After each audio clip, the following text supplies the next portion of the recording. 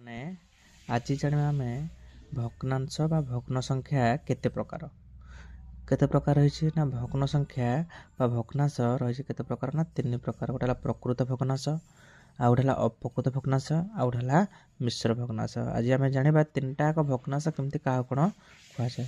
ପ୍ରକୃତ ଭଗ୍ନାଂଶ କାହାକୁ କୁହାଯାଏ ନା ଯାହାର ଲବ କ'ଣ ରହିବ ନା ସାନ ରହିବ ଆଉ ହର ବଡ଼ ରହିବ, ତାକୁ ଆମେ କ'ଣ କହିବା ନା ପ୍ରକୃତ ଭଗ୍ନାଂଶ ବୋଲି କହିବା। ଲବଟା ଏଠି ସାନ ରହିବ ଆଉ ହରଟା ବଡ଼। ଆମେ ଏକ୍ଜାମ୍ପଲ୍ ଦେଖିବା 2/3 ଲବ ସାନ ହର 3 ହେଲା ବଡ଼। ଲବ କେଉଁଟା ପିଲାମାନେ ନା ଲବ ହେଲା ଉପର ସଂଖ୍ୟାଟା ଲବ, ତଳ ସଂଖ୍ୟାଟା ହାର। ଏଇଟାକୁ ବାଇ ବୋଲି କୁହାଯାଏ ବା ବିଭକ୍ତ ଚିହ୍ନ ବୋଲି କୁହାଯାଏ। 11କୁ ବିଭକ୍ତ ଚିହ୍ନ ବୋଲି କୁହାଯାଏ।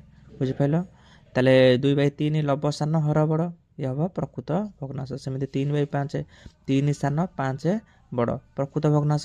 4/10 4 ହେଲା ସାନ ମାନେ ଲବ ସାନ ହର ବଡ଼, ଇଏ ହେଲା ପ୍ରକୃତ ଭଗ୍ନାଂଶ। ଠିକ୍ ସେମିତି ଅପ୍ରକୃତ ଭଗ୍ନାଂଶ ଯିବା।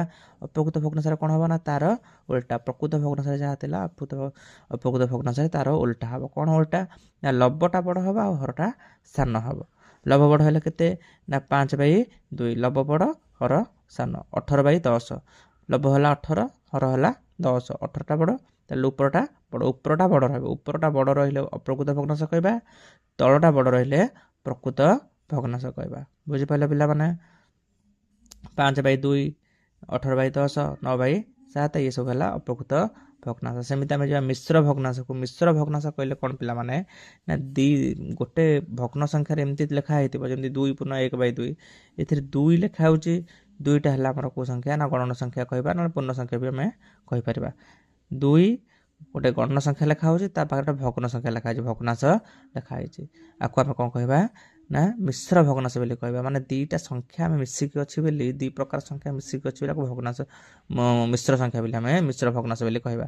ଭଗ୍ନାଂଶ ଅଛି, ପୂର୍ଣ୍ଣ ସଂଖ୍ୟା ବି ଅଛି, ଗଣନ ସଂଖ୍ୟା ବି ଅଛି। ସେଥିପାଇଁ ଆକୁ 2ଟା ସଂଖ୍ୟା ମିଶିକି ଅଛି ବୋଲି ଆକୁ ମିଶ୍ର ଭଗ୍ନାଂଶ ବୋଲି କୁହାଯାଉଛି। ଏମିତି ଦେଖିଲେ ଯୋଉଠି ଦେଖିବେ ତାକୁ ମିଶ୍ର ଭଗ୍ନାଂଶ ବୋଲି କୁହାହେବ। ମିଶ୍ର ଭଗ୍ନାଂଶରେ ପୁଣି ଅପ୍ରକୃତ ଭଗ୍ନାଂଶ କରିହେବ।